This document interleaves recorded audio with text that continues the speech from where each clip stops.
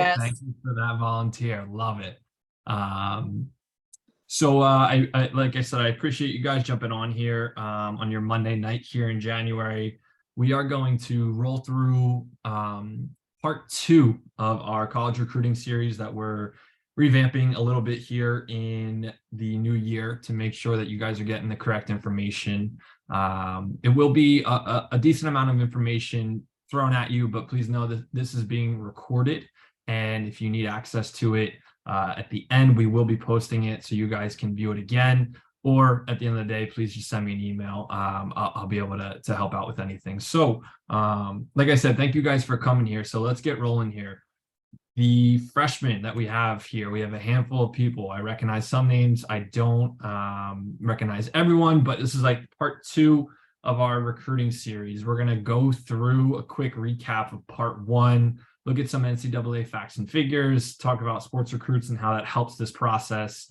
We're going to talk about some action items that I put together for you freshmen, and we'll have some final thoughts from me as a former college coach, a former college player, and someone who is still pretty heavily involved in the game. And I'd like it to be a little bit of a discussion. So if you guys do have questions, feel free to drop them in the chat or write them down yourself or cut me off by all means. I am encouraging conversation here as much as I'm going to be presenting most of the night. I'd like at least some type of conversation to occur at some point. So my name is Chris. For those that do not know me, I am the head coach of the 2008 boys as well as the 2005 boys.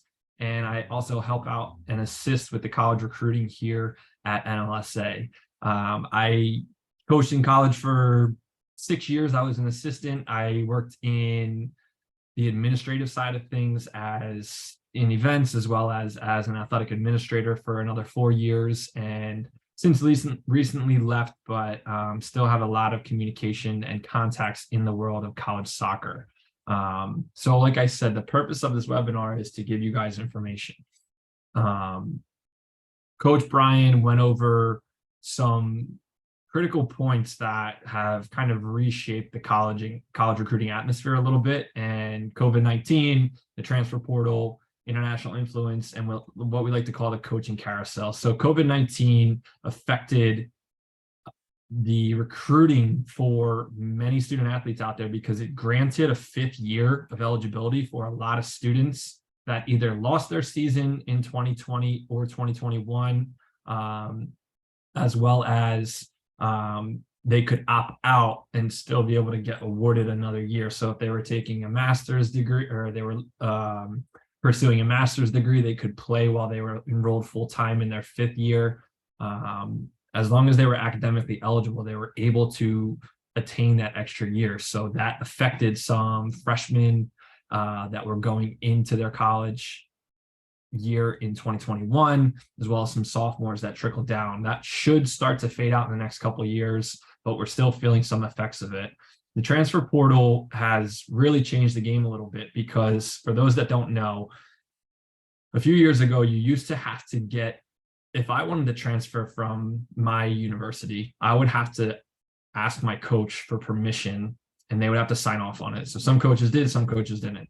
Now, the NCAA has empowered the athlete by allowing them to choose if they want to transfer, and the coach does not have to authorize that transfer anymore. So now coaches can utilize this transfer portal a little bit as a recruiting process. And Brian gave us a great example of the Johns Hopkins women's soccer team in 2021 this fall, or 2022, I'm sorry, had 8 starting players on the field that were Division I transfers. So that's just a small example of how the transfer portal is changing the game a little bit.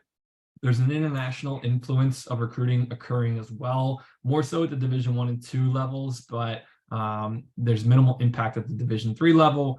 We're seeing more international students. You can easily access rosters of colleges and look at, you know, they have 75% Americans and 25% internationalists. This is very easy, but it's starting to have a trickle-down effect where coaches are recognizing that players in the international level might have more experience. They might be a little bit older, more physically powerful in the game that they might recruit over some homegrown players. And the coaching carousel, which is kind of always been out there and it's always changing, is what we described as coaches are leaving for new jobs all the time. Coaches retire, coaches move, coaches take new jobs, coaches get fired, unfortunately.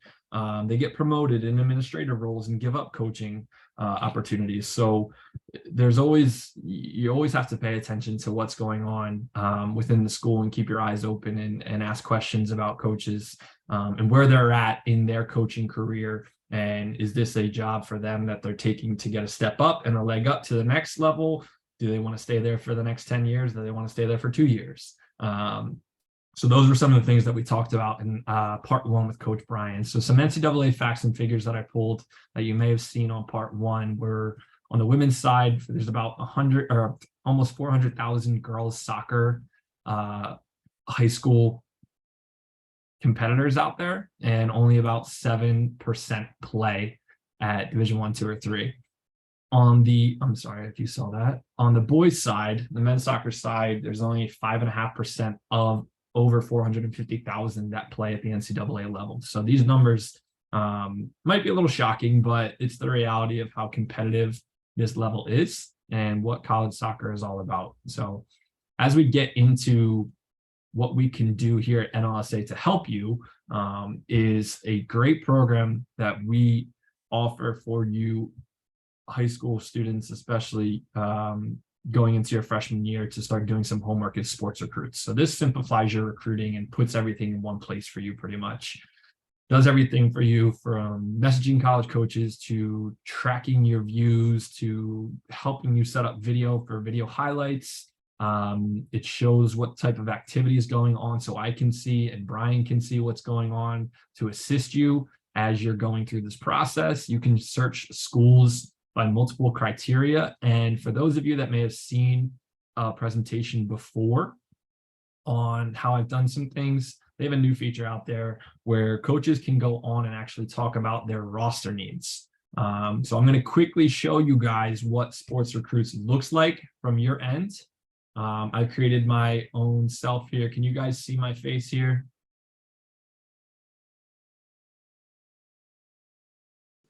Yes, we can see it. Awesome. Thank you. So I like to believe I'm 175 pounds. I don't know about that today. And I definitely wasn't a 3.7 student, but this is my quick profile I put together. I put myself on the 2005 boys team just to show you what you may have seen already or you may want to look into. So you have the opportunity to put a highlight video at the top here. You can put your contact information right here below your photo. You are able to put a quick blurb about yourself that should be compelling. It should add some quick highlights. You know, you don't want to list everything that you've done in your soccer life here, but you want to say like, hey, I scored 5 goals and had 5 assists my junior season. I would love to make All-State next year in my senior season. You can put some things in there that I kind of came up with as examples for you, and said I'm looking to play soccer at the D3 level and excel in my academics to work as a financial advisor in the future. So you'll see some high school information on your team. You'll obviously get all the information for next level and what we have for coaches, college recruiters, director of coaching, things like that, so coaches can reach out to us directly. You can put every position that you play on here, your height, your weight, your events that you'll be attending that I add onto your Sports Recruits profiles are up there automatically. The spring ones are going up very soon. These are tournaments that my 2005 boys attended, as you can see in the winter here, last summer and last spring. You have a lot of academic highlights here. Your SAT scores are up there. I didn't put an ACT score in, but that would be highlighted as well. So that's just a quick glimpse of what it looks like from a student's perspective. And when we go into looking for schools, the part I wanted to show you is when you click on schools and you start to do your research as freshmen, and you say, hey, I'm going to start selecting 15 to 20 schools about maybe I'd love to play college soccer here. Maybe this level will be tough, but I would love to attend the university anyway. You can start to build a list and really utilize this list to the best of your ability on how you rank the school in your own eyes, where you'd like to put the school in your own rank. Okay, hold on one second. I got an unresponsive page here. I apologize. Okay, so from now, you were able to do everything: location, academics, majors, athletics. Now, which is really cool, coaches at colleges can go into sports recruits and actually say, hey, I am looking for 2024 and 2025, which would be juniors and sophomores right now. Obviously, 26, you guys are 2026 grads, and coaches will begin that soon enough. But they wanted to say, hey, I'm looking for 2024 grads. And from your end, you'll see that 49 schools have gone on to this page and said, hey, I'm looking for 2024 grads. And then from there, there's the ability to say, I'm looking for 2024 midfielders and goalkeepers. So it's nice that coaches have a little bit more accessibility to this, to say like, hey, I'm looking for a specific student athlete. And you can easily see that if you fit that role, you're able to put that on your list and start putting together a list of target schools. So play around with this as freshmen. This will be kind of your home base on what goes on from your own standpoint behind the scenes. You're seeing a little bit of what I see from an administrative side, but play around with it, have fun with it, start doing your own homework when you have some downtime on the weekends or at night. And, you can really start to look at where you want to consider going to school, size of the school, academics, everything in between. So utilize the search features and start to build your list. So that quick demo is just a quick example of what we do from a sports recruit standpoint. There's a lot of information on there. There's a lot of webinars on there that help you in messaging college coaches, using the search functions, everything that has. It's obviously too much to talk about tonight, but you can go on to sports recruits on this link. You can type in Google sports recruits webinars. It'll take you right to it and spend 20-30 minutes listening to what the employees at sports recruits do to help record and show you step-by-step to walk through some things. Some of these webinars include messaging college coaches, like I said, what to do for tournaments, how to do video and the importance of it, the actual admissions process. So please check that out. As we keep going through this, like I said, I wanted to prepare some things for you guys that are action items. You don't have to write down everything. Like I said, this will be recorded so you can check it out and go back to it and refer back to it and say, hey, I'd like to do 4 of these things. There's only 8 or 9 of them, so I'm not overwhelming you guys with too much as you're very early in the recruiting process. But if you're serious about playing college soccer, it's time to consider, hey, what do I have to do as a freshman to start this process? So the first thing I always say is make sure that your profiles are created and you're completing your verification process. It's like a little blue check mark, like all you cool kids on Twitter have, or whatever it is. Put that personal statement at the top of your profile. Talk about your passion for soccer and your desire to play college soccer. Talk about your desires in life and maybe what you want to do. And that might be a lot to answer right now as freshmen, but if you have an idea, put it out there.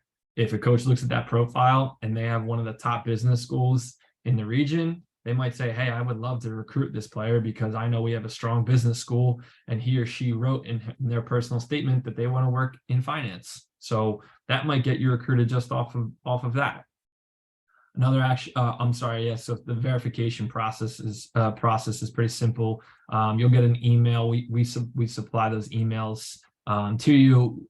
Put a profile picture up there so coaches can identify you. Make sure your graduation year is correct, and put your positions that you play. Those are 4 simple steps just to make sure that you have a complete profile, and then everything that falls in line from there, between adding highlights, putting academic information, putting awards, talking about your high school team, coaches' contact information, that all is supplemental to what we do. After that, your next item for me is to talk to your coaches. Talk about your desire to play at the next level and what they can help you with throughout the process, because a lot of our coaches and a lot of your high school coaches have been around the game long enough where if they haven't coached or played in college, they've had plenty of players that have had the opportunity to do so, and they've gotten to know coaches out there and what type of players they might be looking for.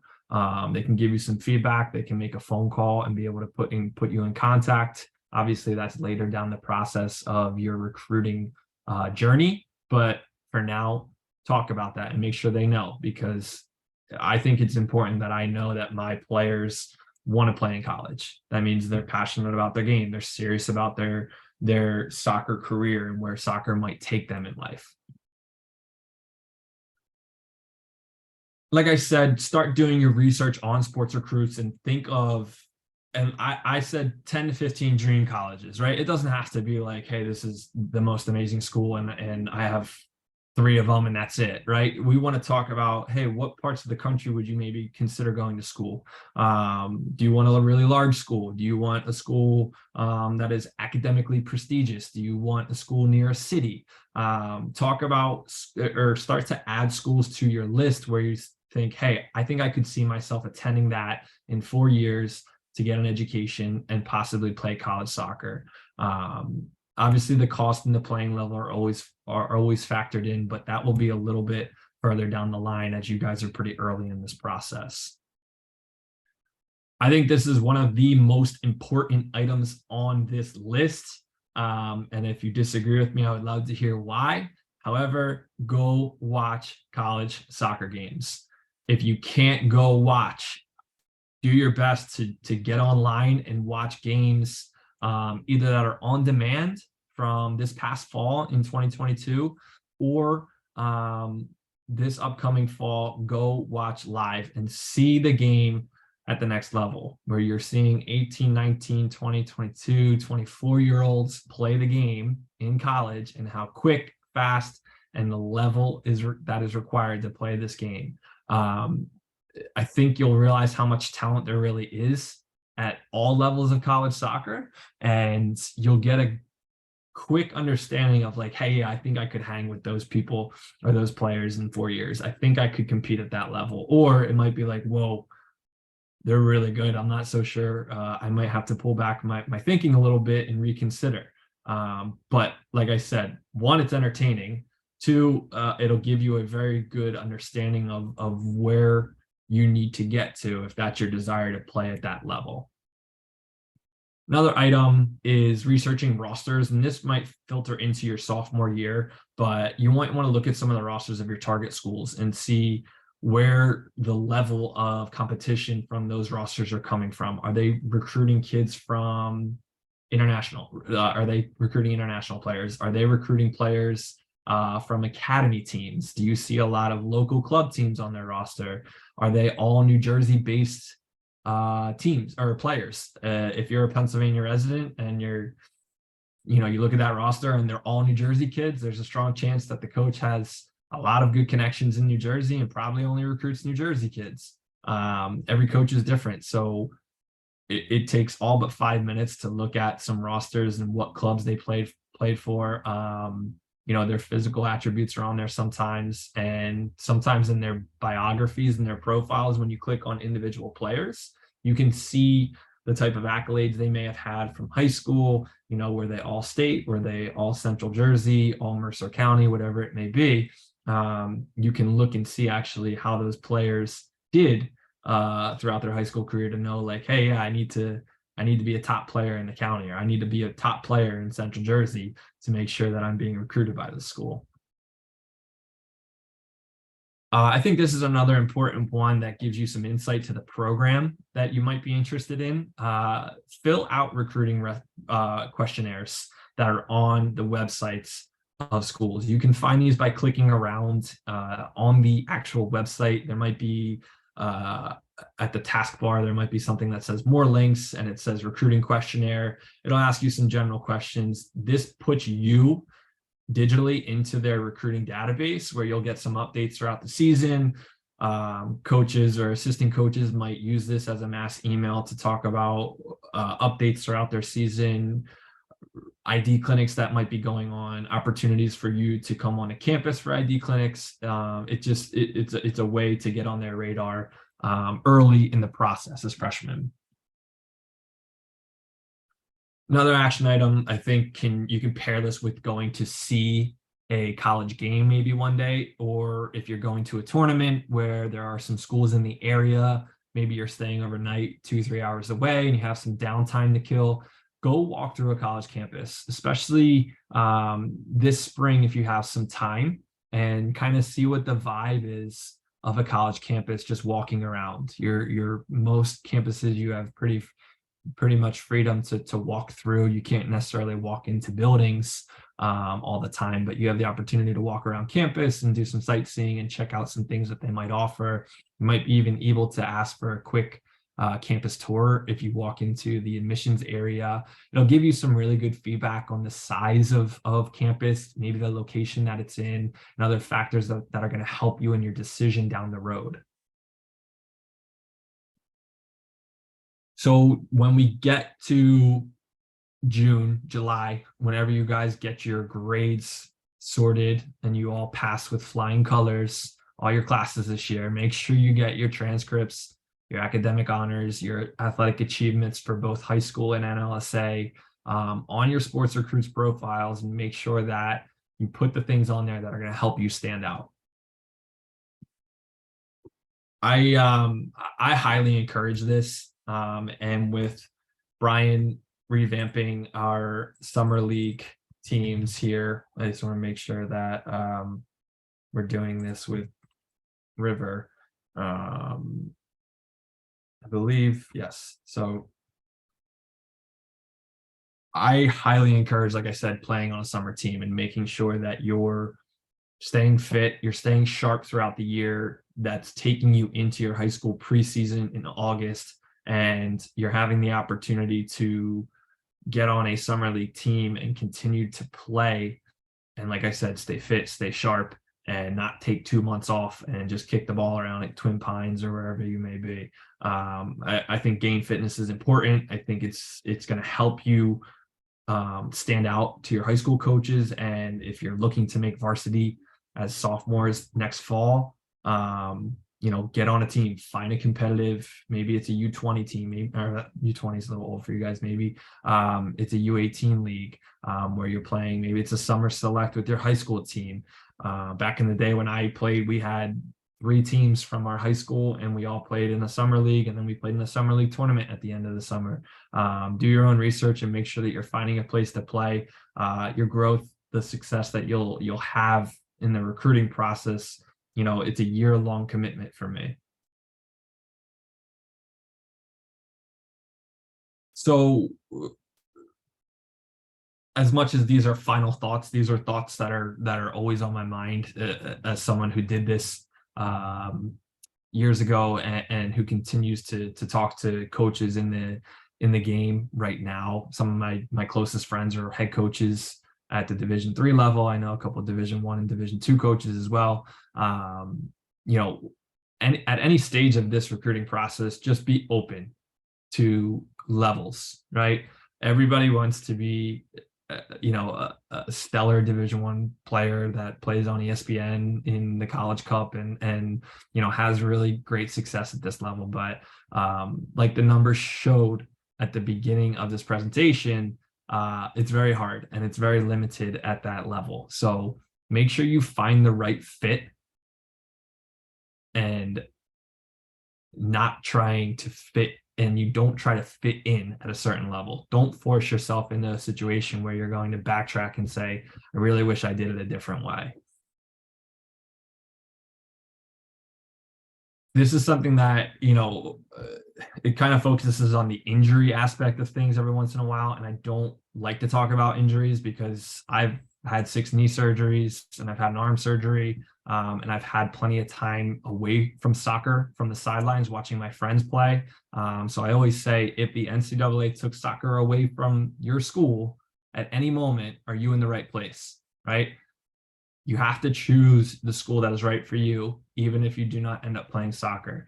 You're shaping the next 40 years of your life with your academic degree, possibly. And this is a little bit more important than just soccer. You have to factor in a lot of decisions as it comes to the academic success of you creating an opportunity for you to have a very successful life, because soccer will end, unfortunately, unless you do what I do and Coach Brian does and the other coaches at NLSA, which I think a lot of players love doing.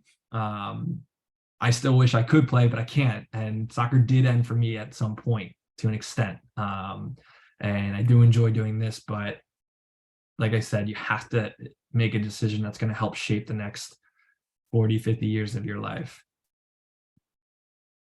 I heard this quote. I guess I kind of manipulated it, I will say, but I changed one or two ideas in it. But I heard it last week. It's funny timing with that, but it says, make a calculated decision for 40 years of fulfillment, not an uncertain choice for a 4-year adventure.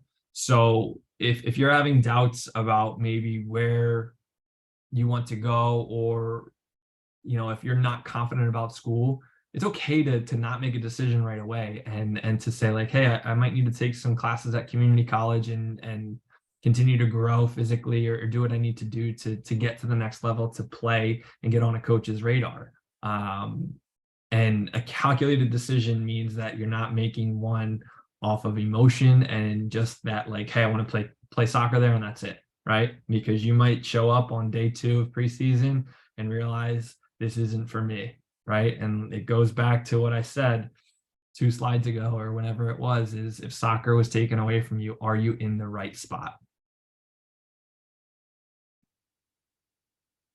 As you guys get into your junior year, I would say in about a year and a half, 2 years, there's really no need to rush to decide what's going to happen throughout this process and to commit somewhere. Take your time, weigh your options. I always like to say, this is probably a time of your life where, hoping that your life is going smoothly enough, that this might be one of the most important decisions that you make up until this point in your 16, 17, 18-year-old life. And you need to figure out the best plan for you and your family if they're involved, and be smart about it. And don't, like I said, don't make a decision off of emotion, and just make sure that you have all of your options laid out and what you want to do. I always say this to, I used to say this a lot to my 05s, and they know, especially because they had some coaches around recently the past 2 years watching games, because this can, oh, sorry, went back when they were, oh, this is embarrassing. Okay, here we are. And this is true for emails, phone calls, playing a game. First impressions make a big difference. Coaches will be very quick to scratch you off a list if they see something that they don't like, right? This is their livelihood. They might have to, win games to keep their job, right? And they want to make sure the right people are in place to win those games. And if you do something at a tournament that they don't like, guess what? You're off their list.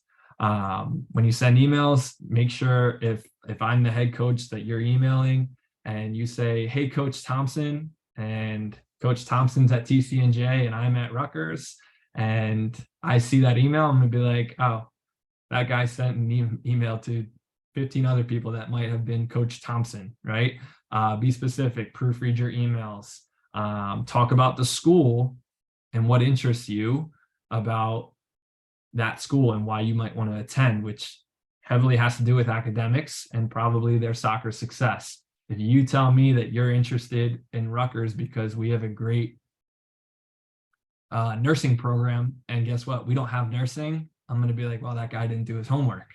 So for me, that's attention to detail. I think some coaches say, hey, that person's young, they made a mistake. Other coaches will say, yeah, they're not paying attention. So first impressions make a big difference, and always err on the side of caution when you're writing these emails to make sure that you're providing the right information and you're being accurate in what you're telling them. This is an elephant in the room, I think. Be mindful of what you do on social media and the environment that surrounds that world. We live in a very unique society these days where we have everything at the touch of a button inside of right here in your pocket. and things go out there that you might not want them to, and people make mistakes, but you don't want your relationship in your recruiting journey to end with a coach because you did something on social media that you shouldn't have, or you put something out there that you thought was a joke that someone took the wrong way.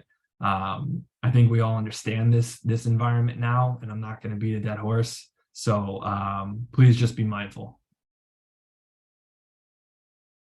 So a few coaches I think I've talked to over the years have said, like, there's players out there that have separated themselves from the pack throughout the recruiting process because they did stuff behind the scenes, whether it was their videos they wrote, maybe they sent I guess we have Easter coming up, like, hey coach, just wishing you and your family a happy Easter.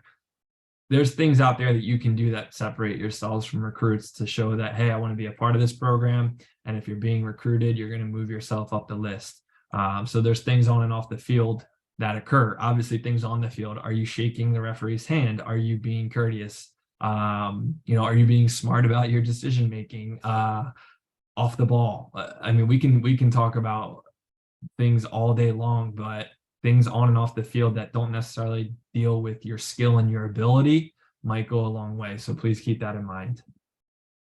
As Coach B says, you get out of it what you put into it. So if you don't put anything into this, don't expect to be recruited. If you're on the fence about being recruited or playing college soccer and you're not totally sure,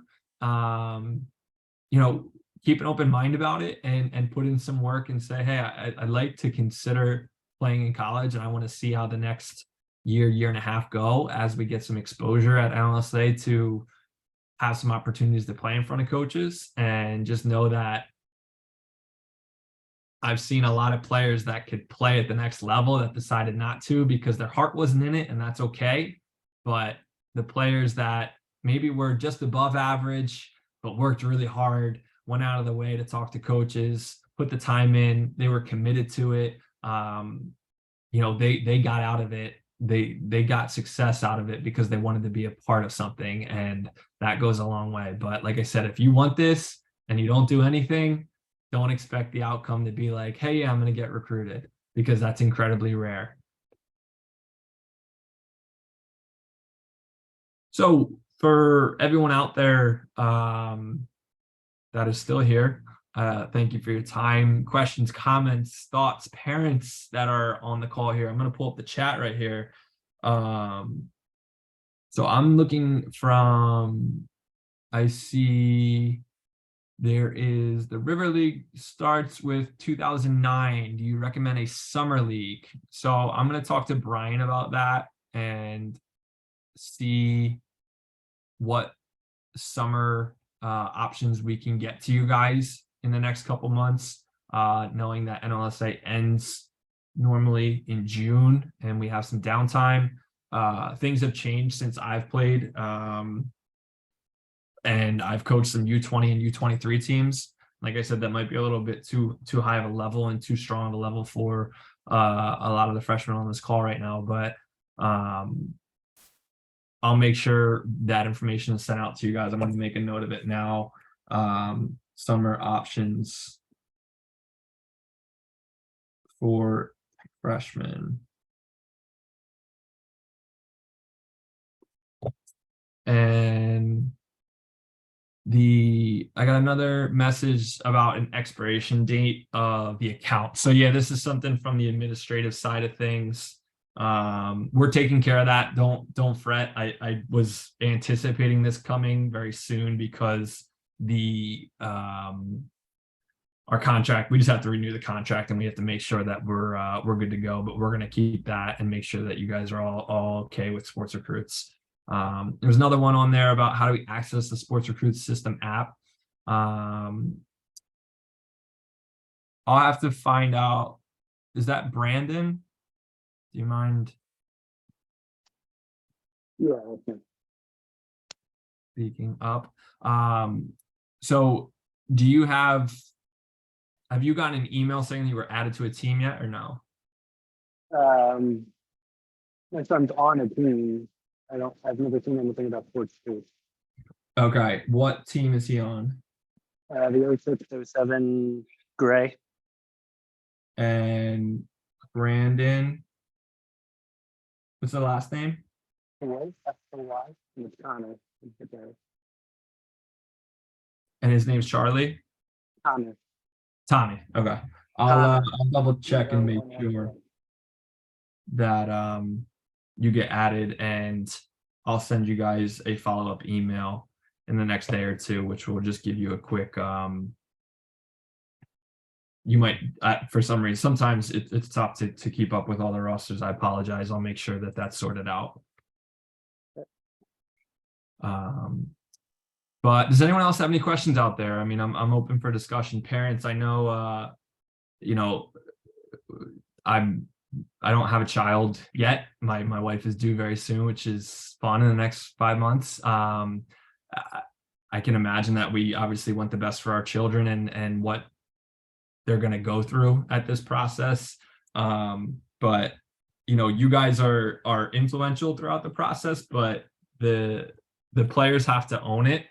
And for me, I always thought it was important that parents were involved, but they have to make sure that they're engaging to a level where the student athlete is driving conversations. The parent can't take charge of the recruiting process. A parent should not be writing emails and having phone conversation with coaches, because at the end of the day, the player is going to go to school and stay on campus and live there. And the mentor for that individual is going to probably be their coach. They're going to have the most contact and help guide them throughout this process a lot of the time. And as the parent, you're not going there and you're not the player, and they want to have conversations with the player and get to know the player. So it's important to support your child and make sure that you're doing all the right things and push them a little bit in the right direction to do the legwork behind the scenes. But we want to make sure that communication and taking on the recruiting process is done by the student athlete themselves. And like I said, I think if you guys were listening, I said student athlete. The student athlete, the first word in this role is student, right? It's so important to always remember that your future academic success is your first priority. When you make that final decision as you go through this process, it's very fun. It's, you know, coaches might say do everything they can to get you to convince them to come to their school, and you know, it's a very kind of uplifting process, but your goal is to attend college to achieve a degree and to continue your passion for soccer along the way. So always know, like I said, that it goes back to that one slide. If soccer was taken away from you, are you in the right spot? And questions at any point, Chris at nlsasoccer.com. If you know, I can't answer it, I'll make sure to include Brian on it as well. But from a standpoint of freshmen at this point, you guys are doing a lot of research. You're starting to realize and focus on where you might want to be attending, what level you want to play at, what part of the country you want to be in. Start to consider some things that you want to do in the academic world, maybe in your professional career. Think about things that you want to do to change the world to be a better place, and really embrace it and say, like, hey, if you can still utilize sports recruits if you're not interested in college soccer, but it's really designed to help you get recruited. And like I said, that Coach B says, you get into it what you put out of it. So if you put a lot of work into it, you're going to have success and good things are going to happen, I promise. I got another question over here. Too early to reach out to coaches or colleges with showcase schedules for Jeff Cup. Brian, when are you guys heading to Jeff Cup? Remind me, is that 2 weekends or next weekend? End of March. Oh, okay. No, you got plenty of time. So my best, excuse me. So I misread the question for a second. Is it too early to reach out? No, I don't think it's ever too early. You're not going to get much response from anyone because that communication back and forth can't happen until the end of your sophomore year. Or the end of your sophomore year, beginning of your junior year. They're just going to say thanks. You know, they might not even respond. You might get some marketing material or some ID clinic stuff. You might have some coaches walking around. I think the 08 girls are a very good team. So you might have some schools doing some early recruiting for freshmen. I don't think it's ever too early. Obviously, if you're not in high school, it's too early. But that's why we're talking about freshmen here in this process. So it's good practice, I think, as well for the student athlete to write the emails and send them and be like, yeah, I can do this. If they can do this as freshmen, they're not going to have any problem communicating with college coaches as they enter their junior and senior year, because they're going to be comfortable having those conversations, whether they're on the phone, through email, or in person. It's good practice to get those emails out. That's a good question. So yes, not too early. Definitely no. Great. Thanks, Chris. Mm-hmm. I'm going to stop the share of the screen because that's my last slide. But what else out there from a standpoint of questions? Like I said, it's a lot of information thrown at you guys, but as we go through this process, you're going to see that it's, you have to do a little bit here and a little bit there. Nothing's just going to happen overnight. If you're a really good player and you're standing out every single game and you've got coaches watching you, that might happen for you immediately. But that's not historically how this process works. The student athlete is in charge of their recruiting process, and it's important that you take charge and you own it. And we are here for you. So if you guys were unaware of these services, please reach out, ask questions. The recordings for Brian's Part 1 series is on our recruiting website. And while I actually have you guys, since we have a couple minutes, as you go into this summer and in your sophomore year, another way you can start to look at some opportunities to get on campus is to check out some recruiting ID clinics. So I get these in my email a lot. Rob sends me some, Brian sends me some. We have a little blurb on our college recruiting page that has ID clinics, camps, and events throughout the year. You'll see a lot of these in November, December, all the way through probably July. Rarely will you see them August, September, October, November. Some in November you'll see, but you'll see ID clinics. All you got to do is, like here, you have an Franklin and Marshall Boys ID Clinic. You click on it. I provide the time, the date. This is President's Day in 3 weeks. It's the Boys Franklin and Marshall ID Clinic. I put a link here. It takes you directly to their ID Clinic calendar page, their landing page, whatever it might be, and you can look at what they have to offer at that clinic and what they do. I always get questions on, should you go to the big Future 500 ones or whatever it may be. It's your choice. I think every clinic has something to offer, but be mindful of that. If you're looking for a little bit of a personalized opportunity to get in front of coaches, find the clinics that coaches are doing where it's on their actual campus and it's only Franklin and Marshall, right? Or go to the clinic where they have 4 or 5 coaches and they're all going to one college and they're having 40 or 50, 60 players there to do some early identification and get to those and have the opportunity to talk to a few. So obviously there's a financial commitment to it for a lot of them, but if you have questions about those clinics, please feel free to just shoot me an email and say, hey, Chris, is this something I should look into? Or I noticed that this, and this don't add up. That's all good. We'll help you and we'll guide you through that process. But some players love them, some players don't. When I was an assistant coach at college, I got recruits that I didn't know were out there that came to our school through our ID clinics, and it was a great experience. We made them very personalized. We didn't charge a lot of money, and players got a t-shirt and a campus tour. They got to talk to an academic advisor, and they had a great time seeing campus. So there's a lot of things that coaches do with it now, and they have some players floating around that you can talk to about their experiences. So you're kind of getting almost an unofficial recruiting visit and getting a chance to play on the college turf or whatever it may be, and talk to those individuals. So for what that's worth, check them out. let me know if you have any questions. I'll do my best to add these as much as I see these all the time. But you'll keep getting, if you go on this page, this is updated as regularly as I can find them. And then towards the bottom of this page is you'll see the recruiting panel, or the videos with what we did on, or what Brian did on January 16th. And then these recordings will be up and posted somewhere as well.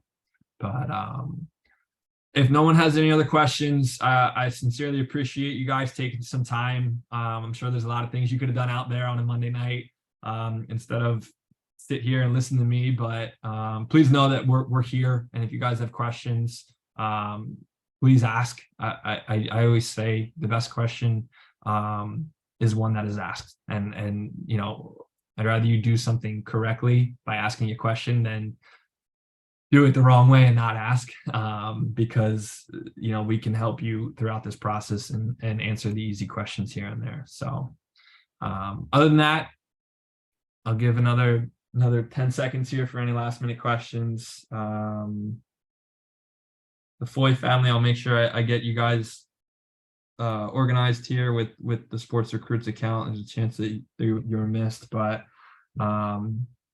everyone, please enjoy your Monday nights and what's left of it. And I will probably be seeing you or meeting you at some point in the next 2 years. All right. Thank you.